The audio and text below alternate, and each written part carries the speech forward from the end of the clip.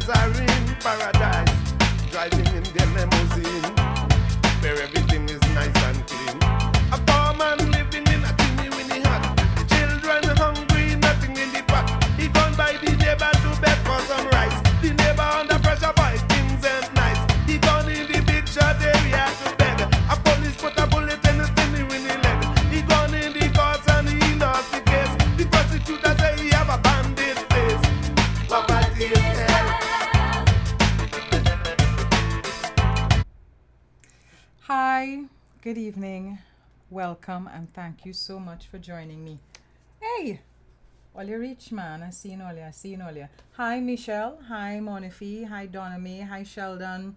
Hi, Patrice. Thank you so much for showing up. Okay, let me make sure. Well, just let me know that audio is where it is meant to be. Right? Tell me that the audio fine and everybody inside. All you good? Good evening to everybody again. Right, and as you all know, this evening we are here to talk about poverty and privilege. Now I know the poster caused some people to jump, right? And I understand why.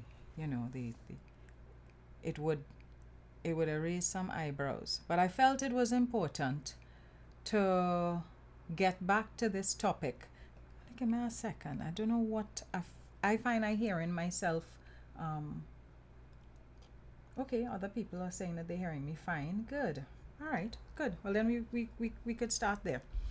So I felt that it was important for us to get back to this topic. And I felt that it was important for us to get back to this topic. I mean, it was 2 weeks ago, 2 weeks old, but 2 weeks ago I had the FUL report, and I really wanted to get into that FUL report with you all. I know a lot of persons thought that I would be talking about the Ministry of Finance audit. No, I'm not touching the audit, and I'm not touching the audit right now, or I'm not touching the audit immediately, and let me tell you why. With respect to the Stanley John report, Gary Griffith, then acting commissioner, would have given evidence to the Stanley John Commission because he was interviewed by retired Justice Stanley John. With respect to the Ministry of Finance audit, Gary Griffith has not yet been interviewed. So the auditors would have gone into the TTPS after Gary was fired. I mean, you know, he have all kind of different words for describing it, but he was fired. He lost his work. So after Gary was fired, that's when the audit team would have gone in and done the audit of the finances of the TTPS. Thus far, the TTPS and the auditors have not had a conversation with Gary about why the kind of expenditure that took place. So I want Griffith to have the opportunity to explain why that kind of expenditure and those kinds of choices with respect to procurement and contracts, why those things took place. And you see, once he has given his side of things, then I will sit down and go through that report with you all in loving detail, because I want people to understand that these are things that I have been pointing out for 3 years. 3 years straight, I'm telling all you, things wasn't right. Right? Anyhow, so that's why I'm not dealing with that issue. But 2 weeks ago, I should say 2 weeks ago, this story here was on our radar. And the story was on our radar because it's a young beauty queen, a young lady representing the country at the Miss World competition. Now, usually, me and her nothing to say about beauty competitions and beauty queens, because I don't give a lot of time, I don't pay a lot of attention to things like beauty competitions. I actually think that beauty competitions are quite irrelevant and quite sexist and should have remained in the 20th century. There's no reason for those things to be happening in the 21st century.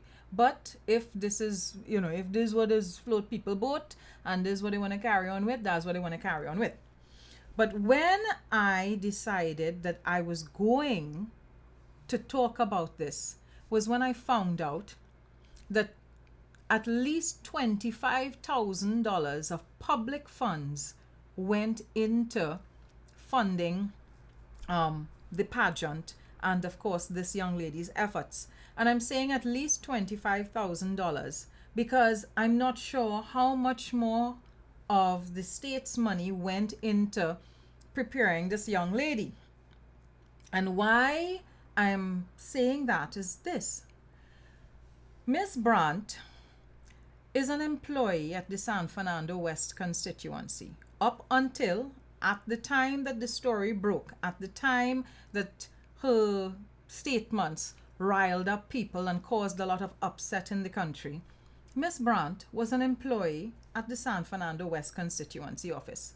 She was employed at that point in time. I'm saying at that point in time because I don't know if between then and now there's been any change. I'm not aware that there's been any change. But Miss Brandt was an administrative officer in the San Fernando West constituency. I fed up tell all you, when I say things and when I put out posts and comments and flyers, there is always a reason behind it. Always. I don't jump out myself and say things unless there is some sort of context. So, $25,000 of state funds coming out of the Ministry of Tourism. Miss Brandt works for the San Fernando West constituency office as an administrative officer. And that's important. It's important because if you are working within a constituency office, anybody will tell you, you have to interact and interface with the public on a regular basis. Your job inside of a constituency office, really and truly, is to support the MP, support the member of parliament, and ensure that the services that constituency office is meant to be providing on behalf of the member of parliament, you're coordinating efforts on behalf of the member of parliament, right? So if you are working in a constituency office and you're functioning as an administrative officer in a constituency office, I would assume that you are in a position to understand the kinds of services that must be provided for a range of citizens, especially a range of citizens who might fall in the category of vulnerable, right? Because we're going to be we're talking about poverty here this evening, right? I'm not here to drag the young lady, but I want us to have a mature conversation about poverty and exactly how poverty happens and how poverty exists. What's that, Emerald? Am I going to tell why Tech Guy's spelling seems a bit off? Okay, let me add Emerald comment here. Emerald, Tech Guy spelt diaries as dairies because he was throwing talk. This is him throwing shade for another public commentator in Trinidad and Tobago. I'm not going to go into all of the details because we ain't looking to start a war, but his misspelling of the word diary into dairies is him throwing shade at a public commentator here, right? Somebody who does write about gender and gender issues and stuff, and from a very imbalanced perspective. In any case, so Miss Brandt works for the San Fernando West constituency office, and the San Fernando West constituency office gave her a lot of support during the entire time that she was preparing to become our representative as Miss World Trinidad and Tobago. As a matter of fact, the political advisor to the Attorney General was one of the persons who was taking her around through the constituency and helping with her preparation as Miss World Trinidad and Tobago. So Miss World Trinidad and Tobago, Miss Brandt, goes to multiple communities. She goes to communities in his constituency, in Rushton Pare's constituency. I've forgotten which specific community she went to in Tobago, and I believe there are some constituencies, I think possibly in Rudal Munilal's constituency that she would have gone to. So she went to communities in various constituencies and would have conducted work, did some work there. And in having gone to those constituencies, one would have thought that part of what would have happened as a result of her preparation is that she would have had a better idea of how other groups and other organizations were positioning themselves to assist with issues related to poverty. But I don't want to jump the gun. I don't want to get ahead of myself. Let us review. Let's go back to the comments that she would have made that got everybody so riled up, right? So now let's go back to it. I want everybody to listen to it with me.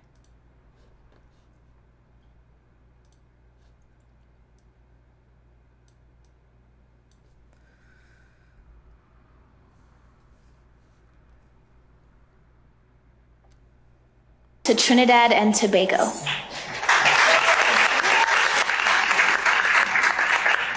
Hi everyone, hola a todo. In my country, thousands of children live in poverty. Little girls sleep on the cold ground in makeshift homes. They have no access to running water, electricity. They cannot attend school. They have no access to healthcare, and they don't even know where their next meal is coming from. No child deserves to grow up living under these conditions. And I believe with the COVID-19 pandemic, it's drastically increased the amount of poverty in the world today. I believe this is the biggest problem that we are facing right now. I formed the Brandt Beauty Foundation to break the cycle of poverty among these families and these little girls, and to give them opportunities to realize their dreams. There's so many... Right. I need to pause it for a bit. And I need to pause it for a bit for this purpose. In all of this, the thing that has Trinidadians and Tobagonians the thing that has us very pissed off is not that she talked about poverty. I don't think that anybody here thinks that poverty does not exist in Trinidad and Tobago. We all understand. Yes, we acknowledge, we accept. Yes, there is poverty in Trinidad and Tobago. And we do have a percentage of our population that is existing below the poverty line. What got people pissed off and annoyed is that Miss Brandt was positioning herself as a sort of poverty messiah. That's what got people upset. She was acting as if she was the first person ever to discover poverty in Trinidad and Tobago, and she, through her own efforts, and these would have been a combined effort of providing a hydroponic system, solar panels, and oh my goodness, I've forgotten what's the other thing, and building a house, one house in a community, that those three things would break the cycle of poverty in Trinidad and Tobago. Miss Brandt would have set up her foundation somewhere around 2020 in preparation for her run in 2021 to represent Trinidad and Tobago as Miss World TNT. So if in 2020 you suddenly realize that poverty exists, to go and speak about it in that way, especially as a representative of Trinidad and Tobago, giving the impression that the country has a rampant problem that only you have recently discovered, and your efforts alone are likely to break. That, I think, is what set people off. It also doesn't help that Miss Brandt sounds privileged. So she doesn't sound at all like she belongs to the community that she is attempting to assist. So of course it comes across as if she is or has adopted a particular stance of aloofness, right? And so I am here to give handouts. I am here to give things to these people and pull them up out of poverty, as if people who are in a state of poverty aren't trying to help themselves, as if people who are in a state of poverty want to stay there and remain in that state. So the manner in which her words came across in the course of the 2 minutes and 18 seconds that she would have spoken here, it rubbed Trinbagonians the wrong way, entirely the wrong way. And her delivery and her presentation didn't help. Now, as I was saying, me here to necessarily drag Brandt. What she did was tone deaf. It was incredibly tone deaf. But you know what was even more tone deaf?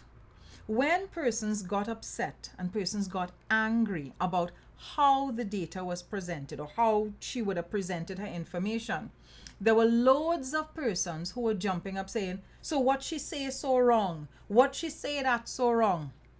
And again, those persons are even more tone deaf than Miss Brandt is, because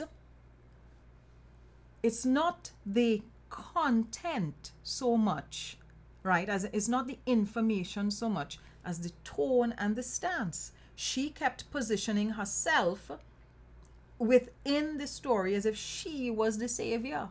No, and that's not the case, because we have systems and structures here that would have been happening, that would have been working, that continue to work long before and long after Miss World TNT 2021.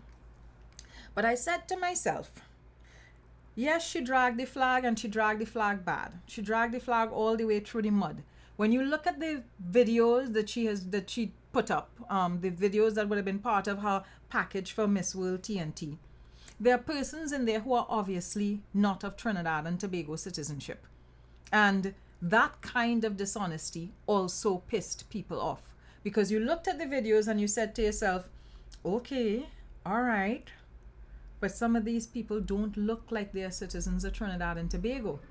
And so if they're not citizens of Trinidad and Tobago, do we rightfully get to include and incorporate them in our poverty statistics? Right? Because if you're putting persons inside there that aren't really citizens of Trinidad and Tobago to be able to carry a message about poverty in Trinidad and Tobago, then you undermine the integrity and the honesty of the work that you're doing. So all of those things tripped people off, pissed Trinidadians off, and rightly so. We had a reason to be upset about those things. And then there was the other thing about handing out pads to young girls to in communities, and basically giving the impression that very little to nothing has ever been done about making access to feminine hygiene products accessible. And if I'm not mistaken, there have been removal of duties on things like feminine sanitary products a while now by the state. But again, let me not jump the gun. So there are a number of things I wanted to discuss with you all this evening with respect to all the ridiculous, I not using the Gael accent. That accent was rubbing me the wrong way. But there are a number of things I wanted to discuss with you all here about poverty, because I don't want any members of my audience to go around talking about poverty in the same uninformed way that Miss Brandt was discussing poverty, especially when you consider that she had a lot of support from people around her. This is the thing that got me startled. When you understand how much support she was getting from the Attorney General's political advisor, from his constituency, from the organizers of the pageant, you're there thinking to yourself, but surely she should have been better prepared. Surely her presentation should have been a much better crafted presentation. So I say to myself, Rhoda, do not assume that everybody has the opportunity to be as prepared as you are when it comes to discussing matters like these. So I'm doing a little class for you this evening for us to talk about poverty and all of the issues that surround poverty. So let's start first with our poverty statistics. So Trinidad and Tobago, we have some very interesting poverty statistics, right? Let me embiggen this for you. That's one of tech guy words, embiggen. So there are two sets of figures there. 0.6% of the population is referred to as multidimensionally poor. And that's persons who are definitely below the poverty line. They are getting by on $1,000 a month, right? Thereabouts, like $900 and something a month, which is a ridiculous amount of money to expect anybody to be getting by on. And then you have people that are referred to as vulnerable to multidimensional poverty. And so 3.7% of the population is that. And that, of course, that 3.7% coupled with that 0.6% will make up about 4.2%. So our poverty statistic here thus far, based on this report from the United Nations, points to about 4.2% of our population. Now, 4.2% of our population comes up to about 60,000 persons, right? So we have here about 60,000 persons that fall below the poverty line. People who are legitimately struggling on a daily basis to make ends meet and to be able to get by with, they're getting by with the absolute barest minimum in terms of goods, products, services, right? So that's our national poverty statistics. So there is that. But I wanted to put it in context of the world so that people have a sense of what our poverty statistics look like with within the context of the rest of the world. So 10% of the world's population lives in extreme poverty. So we have about 4.2% of our population either dealing up with multidimensional or close to multidimensional poverty. And the rest of the world, 10% of the global population.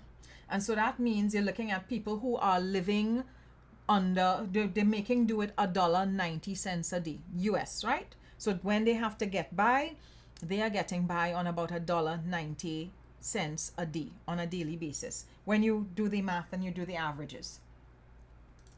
So that means that roughly 600 million people globally fall under the poverty line. Now, in the 1990s, it was 1.8 billion people that fell under the poverty line. This again, according to international statistics, right? And between 1990 to now, there has been a decrease in terms of how many persons fall under the poverty line. So we're down to about 600 million persons. Now, you can be above the poverty line, but still in a very precarious position where you are just basically getting by on a daily basis, just barely making ends meet. And when you're barely making ends meet, you aren't actually getting out of poverty, right? And so you have to bear in mind that these figures will talk about, things in a very large way, but poverty is something that people feel at an individual level, and it hits different people in different ways. So,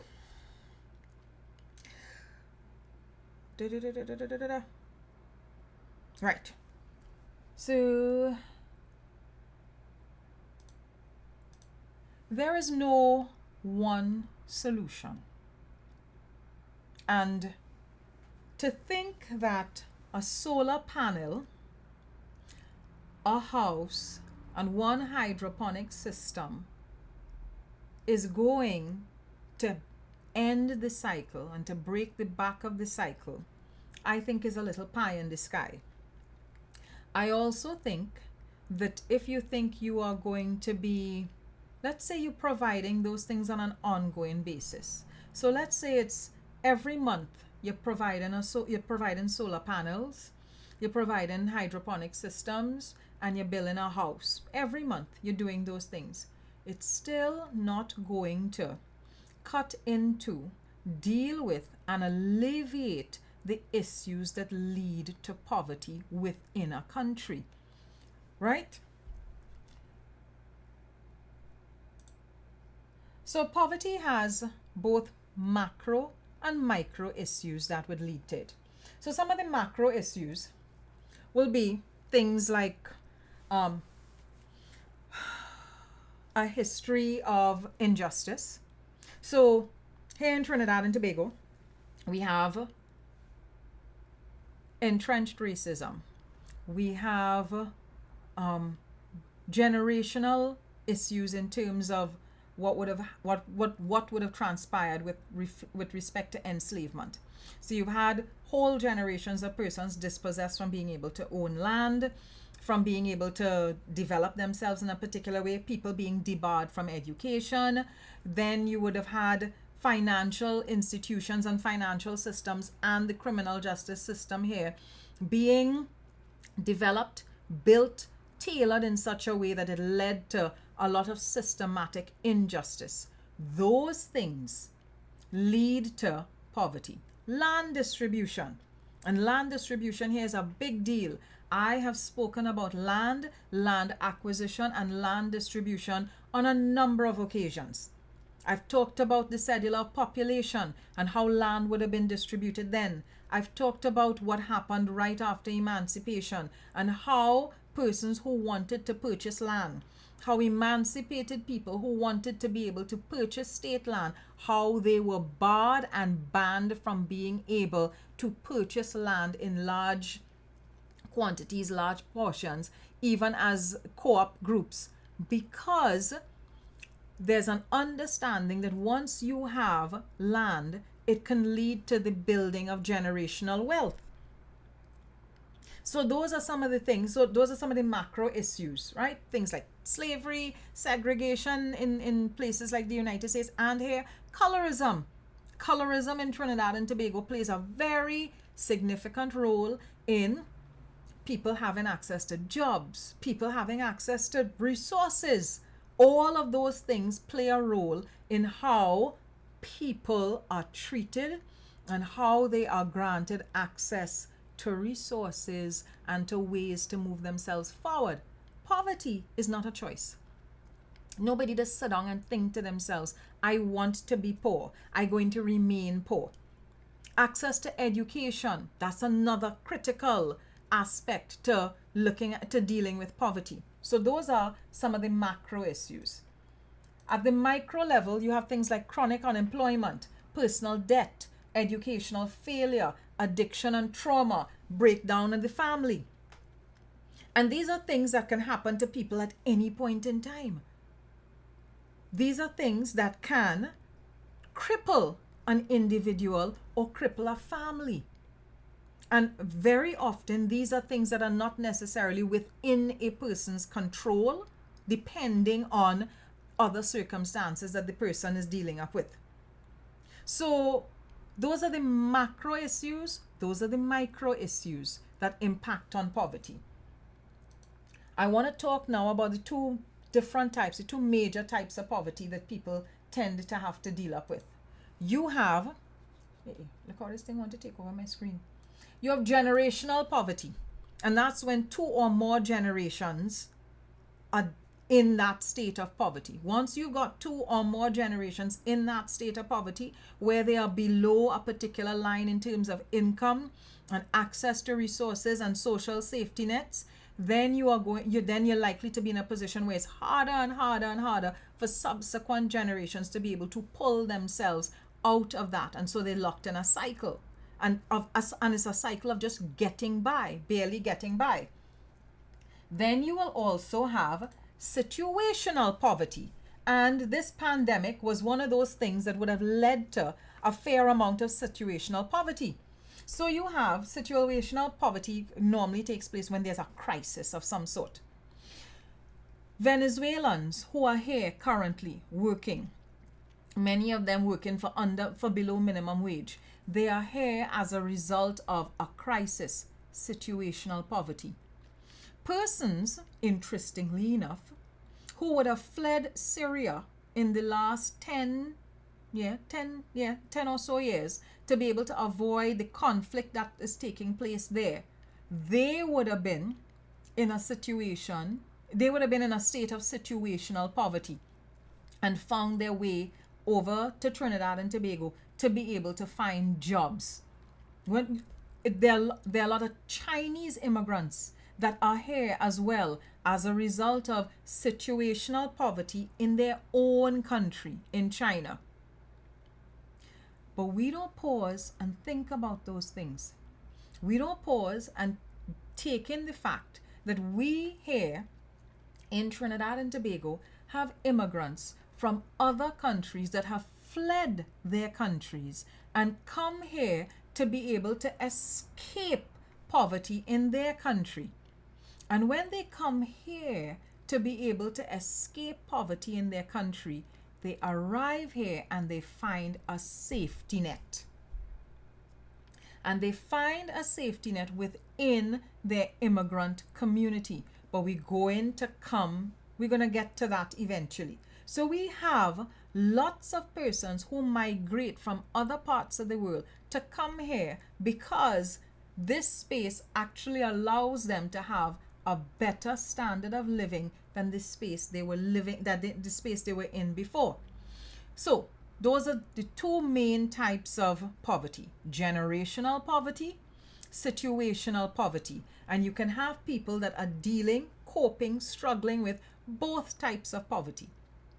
In the last 3 years, we're going into the third year now of this pandemic, we've had persons who went from getting by, probably being part of the middle class, and as a result of job loss, being laid off, companies downsizing, they are now in a crisis, situational poverty as a result of job loss.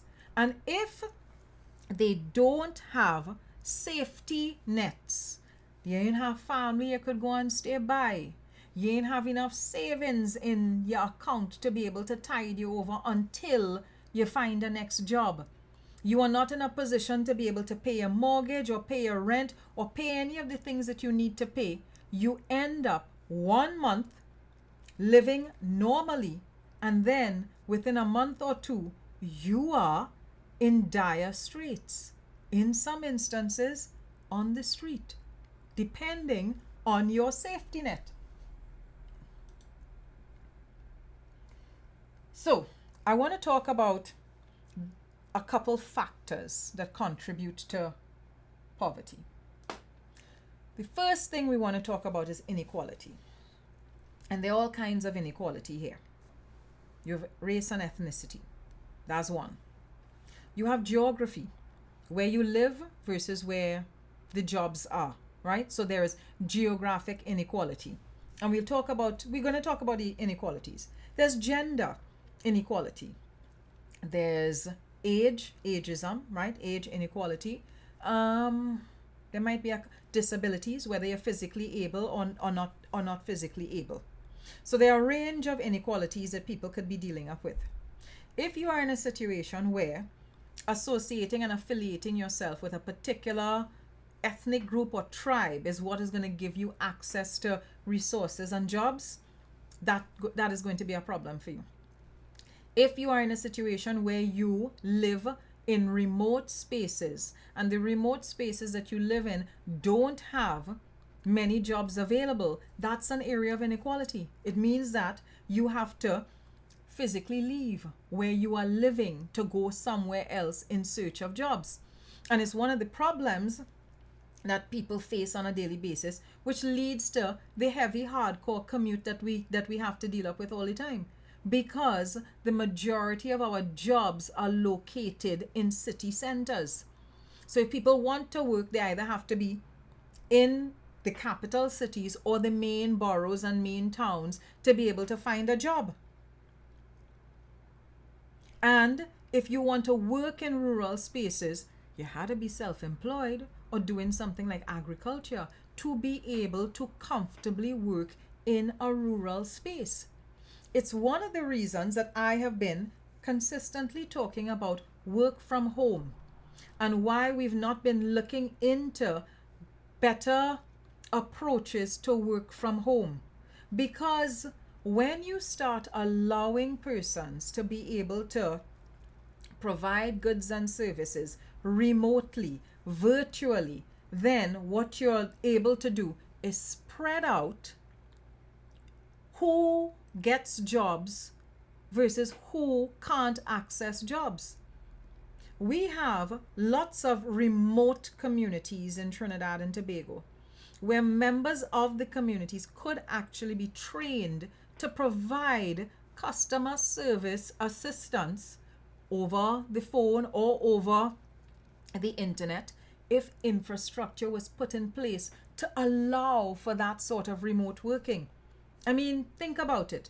If you could be calling Digicel to get assistance and it's somebody in Jamaica who's answering the call to provide you with assistance, why can't you have service centers in remote locations here, allowing people from different parts of the different geographic locations to be providing assistance? No brainer, as far as I see it. I mean, of course, that might be a simplified, a simple view. Might be. But my point is, when you are living remotely, that's one way of being discriminated against. When you are when you're part of an ethnic group that is not favored, or part of a gender group that's not favored for work, or physically disabled, and there aren't very many companies that are hiring people with disabilities, all of those things are ways in which you can be discriminated against, and so as a result be dealing with or facing the challenges of poverty. Imagine being an educated, intelligent, active person wanting to work, but because you have a physical disability, you can't get a job. Whether it's sight impairment, hearing impairment, or some other sort of disability, you can't get a job. The jobs that will be available to you are limited. And if you don't have people to provide support for you, how do you live? How do you make ends meet? And so that kind of discrimination is real. That kind of inequality is real, very intense.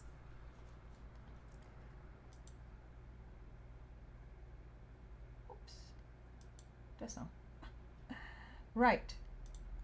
Conflict. That's another thing that contributes, and we started talking about it just now. When you are living in a space where there's, physical conflict, whether it's war or whatever, those things can lead to poverty. So we talked about the conflict in Venezuela, all of the civil unrest that would be taking place there. We talked about Syria, the conflict in Syria, all of the civil unrest that's taking place there. In Trinidad and Tobago, we have communities that have conflict within the communities. All of those communities where you hear about gang wars and where you can't cross the borderline, right? So they're living on this street and you can't go to that street, and you can't talk to a girl on that street, and you can't deal with a fella who 2 streets away. Those kinds of internal conflicts also lead to poverty. So you have this internal fighting, internal unrest, right? A lot of violence within those communities. Those things lead to poverty within a community, and of course spilling out into the wider society. I don't know that when we think about how gang warfare and the things that feed into gang warfare cause poverty, I don't know that we think about how they're causing poverty and how it could be draining communities and as a result draining the economy. We don't think about those things, but those issues within those communities feed into poverty, and of course poverty feeds into them, right? Because of course when you have that kind of unrest in communities, it's a cycle, a whole vicious cycle. So then the other thing is this, and of hunger, malnutrition, stunted growth. Now the thing is, you tend to think to yourself that poverty leads to hunger. Again, it's a cycle, because hunger can also lead to poverty. If you are in a situation where you are not eating properly, or there are famines in your country, and malnutrition, or you are living in a space where the only food that you get is processed food, right? So you don't have access to markets, you don't have access to fresh food. These things can actually lead to poverty. Why? Because it will lead to poor health. And if it's leading to poor health, then it means that you are not necessarily in a position to work efficiently. And you're constantly ailing, you're constantly in hospital, you're constantly under the weather. And that, of course, impacts on your ability to be able to earn. It also can be a drain on the resources that you have, because you're spending a lot of whatever it is you're earning to look after your health, because you're not eating properly or you're not eating appropriately.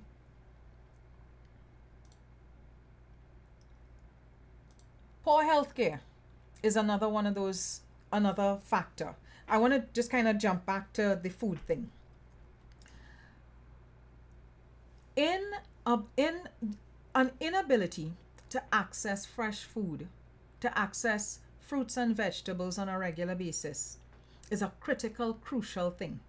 When you look at communities in the United States, African American communities in the United States, many African American communities in the United States, they deal with what people refer to, what economists refer to as food deserts. What is a food desert? A food desert doesn't mean that there is no food. It means that there is no access to fresh food. And that's why I'm always bigging up and talking about the good work that NAMDEFCO is doing. Because one of the things we can't say in Trinidad and Tobago is that we don't have access to fresh fruit and vegetables. Whether it's the NAMDEFCO markets or the regional corporation markets or the little roadside stalls that people set up in various communities, we have access, ready access in most communities that I am aware of, because I can't think of any community I've gone through and they don't have some sort of roadside vegetable stall. We have access to fresh fruit and vegetable here in ways that other countries, other communities, other countries that are dealing with poverty don't have access to fresh fruit and vegetables. And I think it's important for us to acknowledge the things that we have that help us to battle poverty. It's very important, because it's one of the things that we talked about at the start of this live, right? We talked about the imbalance in terms of the comments that were made by Miss Brandt. And so I want, as we go through this, that we are in a position to acknowledge that there are things, there are measures, there are resources we have here to assist with battling things like poverty. So, poor healthcare systems. I will say this. Our healthcare system here needs to work more efficiently, far more efficiently. But I also think that the majority of the problem with our healthcare system here are the people in our healthcare system. Let me tell you why I say that. My mother is in a clinic. She's in one of the eye clinics, right? In Southwest Regional Health Authority. And there are days when she goes for her eye appointments and she's told that the doctor is not there. And I'm always confused when I hear that. And I hear other people who have clinic appointments talking about showing up for clinic, waiting hours and hours and hours for clinic. And they never get to see a doctor because the doctor who was scheduled to be on duty didn't show up for the clinic day. And so I'm there thinking to myself, are there ghost doctors in our medical health fraternity?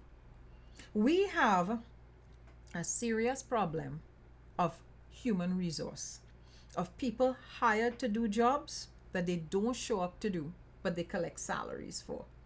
And I feel when we start talking about our healthcare system and diving deep into the problems with our healthcare system, we will realize that it is not so much funding of our healthcare system that is the problem, but the people who are in the healthcare system and the people who are draining the healthcare system. You buy drugs for our hospitals, the drugs don't reach. Mere making that up because stories have made it into the public domain of drugs being stolen and ending up in people's private practice. You buy equipment for the hospitals, dialysis machines, whatever it is, lab equipment. And the equipment gets to the hospital, and as soon as it gets to the hospital, it then gets redirected and ends up in somebody's private practice. You have doctors who are scheduled to be doing surgeries in the public healthcare system, and the same time they are meant to be doing jobs in the public healthcare system, they are on their private beat doing whatever else in the private healthcare system, whether it is their private practice or at a private hospital. Mere making these things up, it out in the public domain.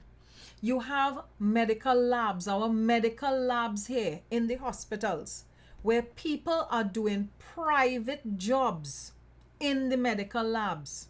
They are, I'm telling all of this, in the Port of Spain General Hospital lab, it have people inside the Port of Spain General Hospital lab who will be processing lab reports for all kind of private entities for money, of course. And the lab work that they are meant to be doing for the public, when people come in and give samples and they're waiting on the lab report, that gets pushed to the back. It gets pushed aside. So it is not a situation at any point in time that our medical healthcare system here is under-resourced. We spend $1 billion annually just buying drugs for the hospital system. Health surcharge here does not begin to cover the cost of providing healthcare, free healthcare for 1.4 million people. But you have a medical fraternity that is never held accountable. Never held accountable. And they do all kinds of fraudulent, corrupt things, and they are never held accountable. So when we're talking about healthcare systems, and how healthcare systems leads and feeds into poverty, I want you all to understand this. It is not a situation where we don't and cannot fund our healthcare system. We have a healthcare system, public, free of charge. We don't manage it properly. And we don't manage it properly at multiple levels. Not just the level of the ministry. The regional health authorities have many questions to answer. People who are working in these various hospitals and health centers, they have very many questions to answer. Plenty nepotism, plenty cronyism, plenty theft, right? Plenty theft. Plenty vandalism taking place inside our medical healthcare system. And we will sit down and fret and complain and talk about how bad healthcare is here. It's not how bad healthcare is here. It's how bad we are to our healthcare system. And nobody makes a jail. So because nobody does make a jail, people feel that they could get away with all of the foolishness with impunity. It's not going to stop. It will only stop when people start to regularly end up in Golden Grove. That's the only time it is going to stop. But I maintain we have a healthcare system here. It is properly well funded, but it is not properly well managed. And it is very frustrating because you're paying health surcharge on a weekly basis, and you also have to go and dip into your pocket to pay for healthcare at private hospitals and with private doctors. Why? Because of the mismanagement. And I put it to you, a lot of that mismanagement is deliberate so that people will end up going into private healthcare. Because private healthcare is an industry here now. So if you have a situation where everybody can go to the public healthcare system and be treated in the public healthcare system, then there is no need to have a parallel private healthcare system, is there? So what you will always have are people who are regularly undermining a public service so that people will then have to go and spend more money to get the same service privately, because the service will change. The same doctor who not showing up to deal with my mother's eye appointment in the public healthcare system will then charge a pound and a crown to deal with her eye appointment in a private healthcare system. And that leads to poverty. How does it lead to poverty? Simple. People who can't afford private healthcare, if they can't afford private healthcare and they're going into a public healthcare system that is not serving them, their health declines. They fall into physical and mental decline because they don't have access to proper health care. Punto final. So you have members of the medical fraternity here actively contributing to poverty in the country. I ain't putting no water in my mouth to say which is I have to say. Members of the medical fraternity here are actively contributing to poverty in Trinidad and Tobago because they are undermining the public healthcare system. So that's public healthcare. Let's move on now to little or zero access to clean water, sanitation, and hygiene. So we have WASA and we have swim call. And I would say that for the most part, WASA manages to provide water consistently to about 50% of the population. 40 something, 50 something, late 40s, early 50% of the population. We need more water distribution, and I mean like on a regular basis. There are communities that get irregular, like they're on a schedule, but it's like a couple days for the week. And then there are communities that are never quite sure when they're going to get water. Access to water for the purpose of hygiene, sanitation, cooking, all of those things, incredibly critical, incredibly important. But I will never be one of those persons to say privatize WASA.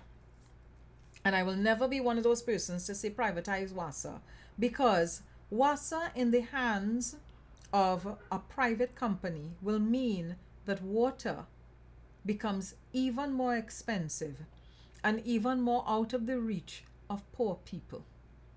Because if right now the state is providing the service, and again, what is happening with WASA is the same thing that happens with healthcare here. You have people within the companies that sabotage things. They sabotage repairs. They sabotage things that come in to replace and fix. They sabotage pumps. You have to beg crews to go out to do the repairs, and everybody want to go out when they can get overtime. You also have WASA as a company that was bloated in terms of staff. It had 3,000 more persons than it needed to have at a point in time. You also have situations where a desalination plant that we ought not to have ever entered into a contractual arrangement with was entered into a contractual arrangement with, and money that could have been going towards fixing and repairing and upgrading WASA mains and ensuring that more water could be distributed to more communities, that money now goes towards paying that company. And the arrangement, the contractual arrangement, has been extended into 2030 something, 2032 thereabouts. So money that easily could have been used to upgrade WASA infrastructure and ensure that more of the population, 60%, 70% of the population, getting regular access to water, that's not happening. Why? Again, because of cronyism, nepotism, giving contract to a friend, back scratching, and basically sabotage within an industry. One of the other things you also need to look at is unplanned communities. WASA is only supposed to, according to Town and Country, only supposed to be running water lines and water mains to approved communities and planned communities. But that is not always the case. We have lots of instances where unplanned communities get set up, and then eventually WASA then has to run water to these communities.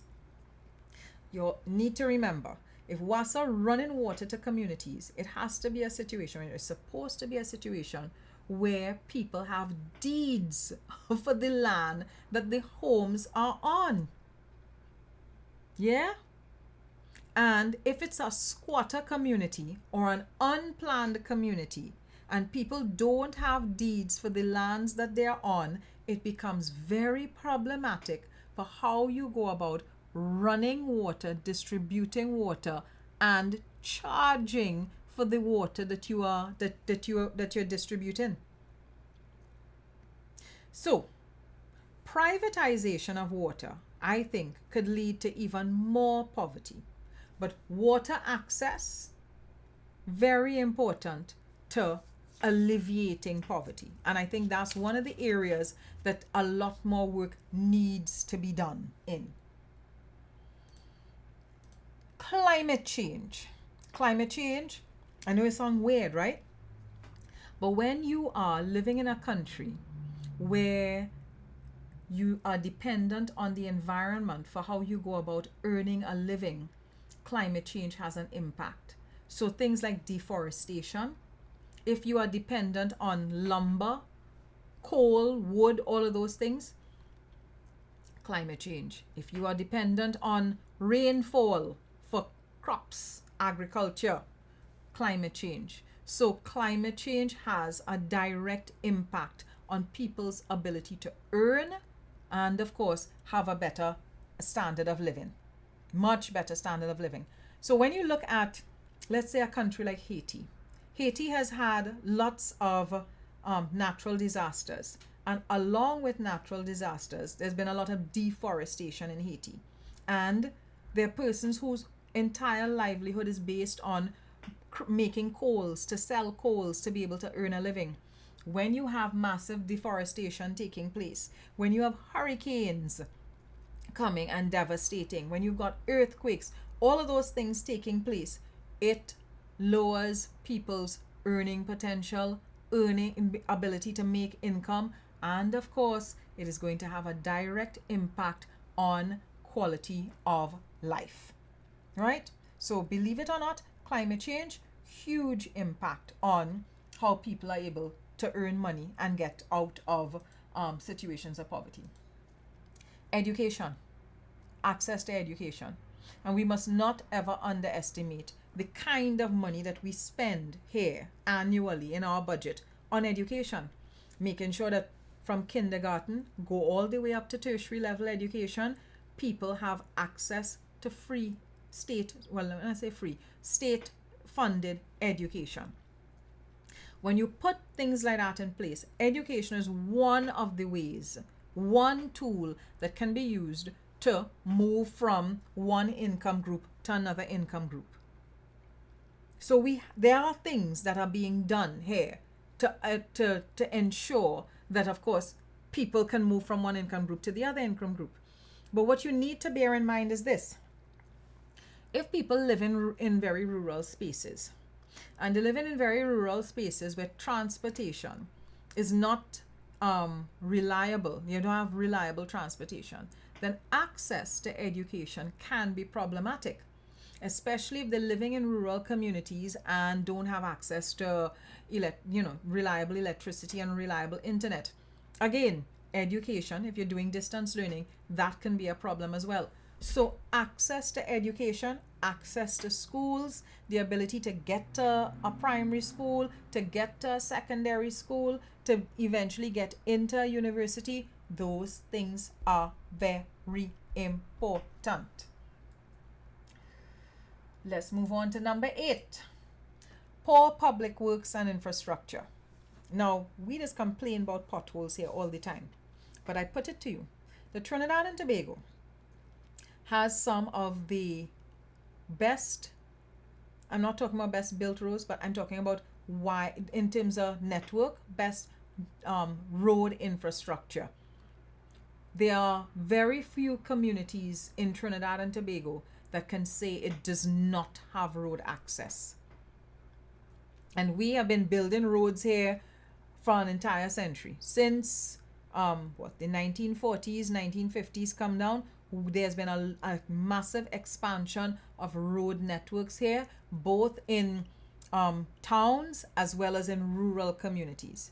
And the ability to have access to roadways, whether it's major roads, minor roads, agricultural roads, those things are very important, because it's how you're able to get to your place of work, how you're able to get to school, how you're able to get to your farm if you need to get to your farm. There are communities like Paramin, which is actually not too far from me, up hills, up mountains, and a network of concrete roads built in those communities to allow people access to their farms, as well as the ability to come out of Paramin and get into the major towns. So road access, infrastructure access. We could ferry back and forth between the two islands in a very regular, very consistent way. We can, again, now we could fly back and forth as well. And I think we underestimate what it means to have an air bridge and a sea bridge at our disposal, subsidized by the state. Right? Because all of those things are subsidized by the state. We don't think about those things. We don't talk about those things. Those are some very critical services that we have that allows people to be able to have and access a particular quality of life. So poor public works and poor infrastructure, those things can contribute to poverty. And you tend to find that communities that don't have good road access or access to transportation, those are the communities that tend to be poorer than other communities, because of course you need access to infrastructure like that for commerce to take place. Then global health crises, pandemics, disease breaking out, those things have an impact on poverty. And we've seen that in the last 2 to 3 years. I mean, this is the first pandemic I would have lived through. I didn't think anybody lived through a pandemic before this. I don't know that I have any friends old enough to have lived through the Spanish flu epidemic. Well, no, that was a pandemic. But we're seeing the impact that a pandemic can have on an economy. We're seeing the people dying in households. So that means breadwinners, right? That's gone. We're seeing jobs being removed as a result of the pandemic and its impact on movement and economies. I see Twin City Mall had to sell. That's likely to have an impact on the persons that have businesses and stores in the mall. So you're seeing how health crises can impact on. Now, this pandemic that we're in started in 2020. Miss Brandt would have started her foundation in 2020. So when she was there talking about poverty, I thought to myself, to me, there needed to be some sort of context. There needed to be something that positioned the work that she was doing versus what would have been happening before. That didn't take place. Again, she only had about 2 minutes to say what she needed to say. But I felt that the other support videos that she did, she would have had a lot of opportunity in those support videos to add layers of information to better support the things that the actions that she was taking within those communities. And there was nothing like that taking place. So I don't know if some of the poverty, some of the homes that she was helping had been struck low as a result of a situational crisis linked to the pandemic, because then that puts an entirely different face on the work that she's doing, right? Again, context.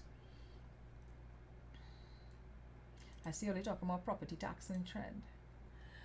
10, lack of social support systems. Now, there are a lot of things that we could say about the government that is negative. We can't say that this government has not put social safety nets in place. And let me tell you why I'm saying that. Me know when last Ole went on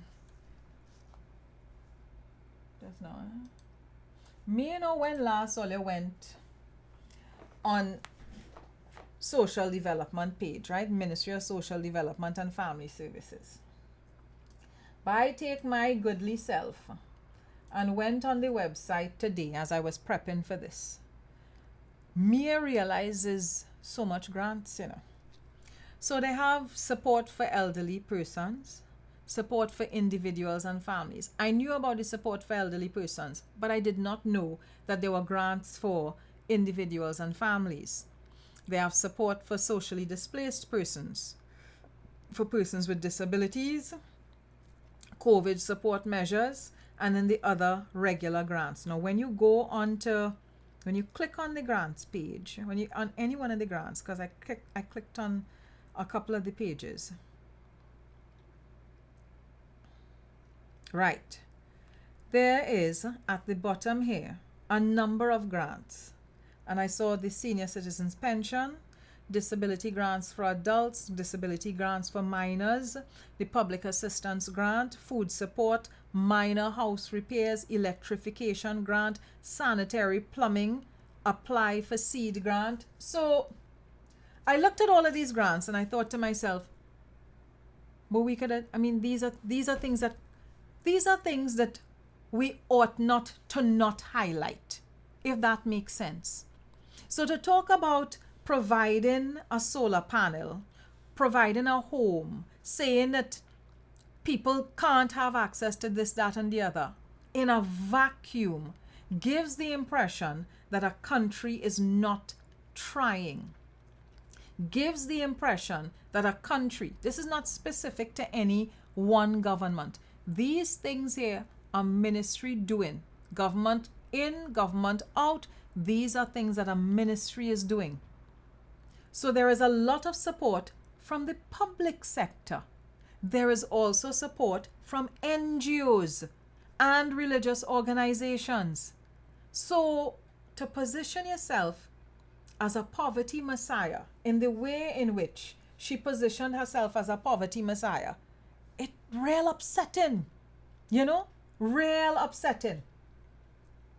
So that's number 10, which would have been lack of social support systems. I don't think that we can say that there is a lack of social support systems.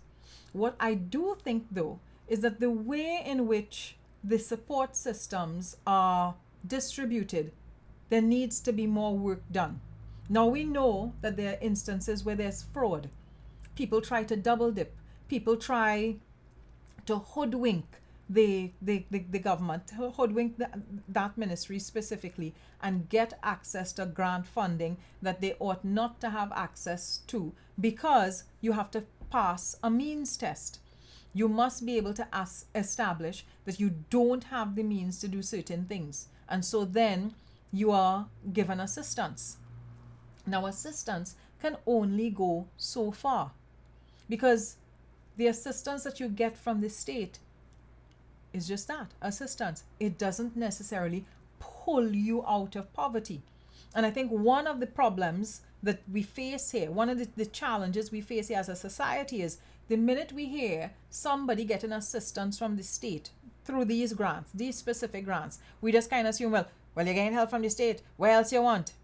There's a lot more that people need to be able to allow for them to come out of poverty. So you can't automatically assume that these grants solve the problem. People need to be working consistently. They need to have a fixed place to stay, to be able to settle, to be able to develop, to be able to grow. They also need training in developing other skills, right? And then the last point I want to look at, lack of personal safety nets. Now, I can't tell you, I can't get you to grasp how important it is for people to have safety nets. Now, you see these personal safety nets? These personal safety nets point to what kind of community support you have around you. If a woman is a single mother and she doesn't have people around to give her support, and a pandemic hits and she is told she can't come out to, well, her children have to stay home to go to school, and she is working, she's still working, but she working shift, and she can't be at home to look after the children, she has very critical decisions to make. If she doesn't have support around her, what does she do? Does she stay home and not go to work? Does she go to work and leave the children unsupervised? Does she then have to find money to pay somebody to stay at home and keep an eye on the children? These are some of the realities that people have had to cope with and deal with when this pandemic hit. If you are, let's take it out of the pandemic scenario. Let's say you are working as a security guard, one of the lowest paid jobs in the country. And I'm going to be talking about the security guard very often after that foolishness from Anthony N. Sabga. So let's say you're a security guard working with Anthony N. Sabga, one of his companies, right? And you are in a situation where you can't get the shift that you need to get, or you want to be able to apply for a better job, but they want you to pay for job letters, because I hear you had to pay for job letters, or there was some problem at the house, washing, water didn't come, your uniform wasn't in a correct state, and they're deducting money out of your salary, and the money that is coming out of your salary is what you need to be able to make ends meet when the month come. When all of those little things come at you and you don't have a safety net, you don't have a circle of people around you to provide support, what then happens? And these are situations that no government or NGO could necessarily jump in and provide support for, because this isn't something that is requiring a grant per se in some instances. In some instances, it's the physical support. It is having people around. What if it's a situation where you need to move from where you're living to somewhere else? Something has happened, right? Something happened to the place, and the landlord come and tell you, well, you have to move out. And you don't have the money to go and pay first and last rent somewhere else immediately. What happens then? Where do you pick up yourself and move yourself to? If you've got family, where do you pick up yourself and whoever else, if it's an entire household, and move to if something like that, a crisis like that, hits?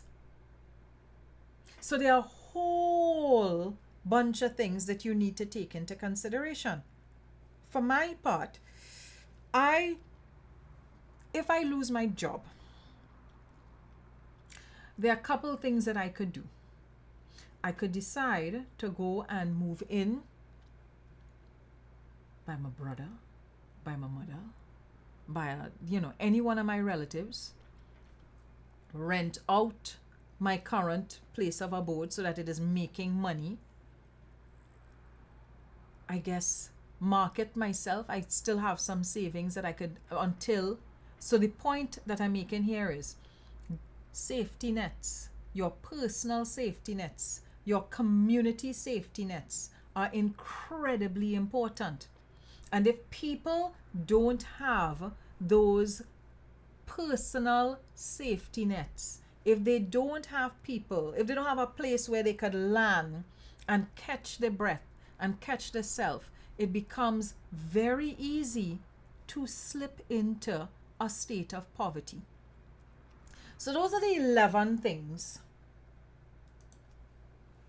top 11 things that people have to deal up with, right? The top 11 things that contribute to poverty.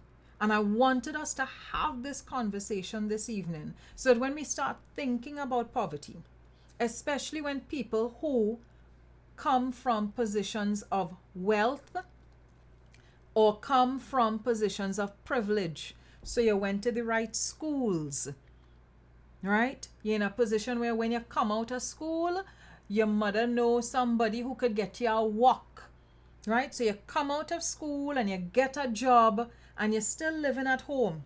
So if you come out of school, you get a job, you're still living at home, you are in a position where you could save money and you could get work experience while you're saving money.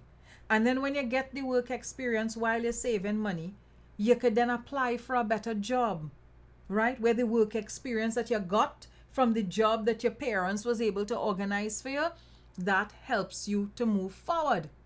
And if you're in a situation where you're living home in your parents' house and it's not a contentious space to live in, and you could save money, then you are in a better position than somebody who can't live at home and save money. You're in a better position to then present yourself to the bank and apply for a mortgage. So there are lots of little things that we ought not to underestimate. There are lots of little things that contribute to people ending up in a state of poverty or people not ending up in a state of poverty. People avoiding poverty entirely, even though they may not necessarily be wealthy. So you mightn't be rolling in money, but you are in a position where you have somewhere to stay that is stable. You can access a job. You can earn money, you can save, you can provide food for yourself. You might be living in a community that is very close to markets, right? Where food is fresh and inexpensive. Do not underestimate those privileges. Because if you are, like me, living in a community where you have good roads, good access to amenities around you, you could get to a market when the weekend come and buy food that is fairly inexpensive. I'm living and working at home, so I'm spending less money on gas, spending less money on a number of things. All of those things contribute to me having resources. All of those things contribute to me being in a position of privilege. And because I am in a position of privilege, I cannot and ought not to be pronouncing on things that are outside of my remit. And if there are organizations that work in here for decades to be able to help people to get back onto their feet and make something out of their life, is not for me to get on as if I is the Christopher Columbus of poverty. It is not for me to behave that way at all. So that's where I wanted to tackle this issue from. I felt that the young lady was disingenuous. I felt that the young lady was slightly dishonest. I felt that the young lady positioned herself as a sort of savior figure. And I felt that there were a whole range of issues that we needed to consider when we're thinking about poverty and how poverty impacts people and the systems we have in place here to be able to deal with and tackle things like poverty. And I wanted us to have that conversation, right? So I'm glad that you all came and spent some time with me. I will see you all on Friday. Enjoy the rest of your evening, and thank you so much for showing up. All right?